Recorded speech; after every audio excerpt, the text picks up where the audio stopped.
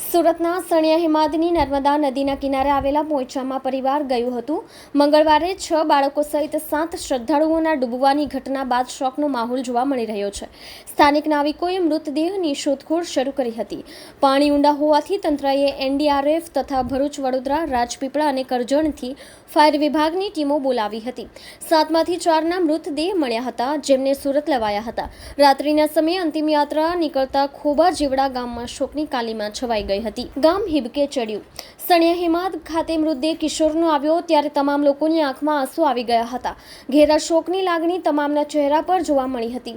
અંતિમ યાત્રામાં જોડાયેલા લોકો હિબકે ચડ્યા હતા. મહિલાઓએ હૈયાફાટ રોદન કર્યું હતું.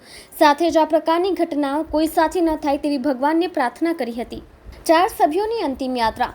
બુધવારે સવારે ભાવેશ વલ્લભભાઈ હડિયા ઉંમર વર્ષ 15, સાંજે 4 વાગ્યે ભાર્ગવ અશોકભાઈ હડિયા ઉંમર વર્ષ 15 અને વ્રજ હિંમતભાઈ બલદાણિયાના મૃતદેહ મળી આવ્યા હતા. ગુરુવારે વધુ શોધખોળ કરતા સવારે મૈત્રક્ષ ભરતભાઈ બલદાણિયા ઉંમર વર્ષ 15, આર્નવ ભરતભાઈ બલદાણિયા ઉંમર વર્ષ 12, ભરતભાઈ મેઘાભાઈ બલદાણિયા ઉંમર વર્ષ 45ના મૃતદેહ મળી આવ્યા હતા.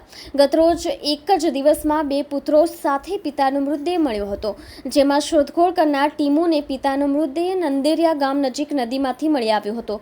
મળેલા તમામ મૃતદેહો પરિવારને સોંપાયા હતા, જેથી અંતિમવિધિ દરમિયાન શોકની કાલીમાં છવાઈ ગઈ હતી.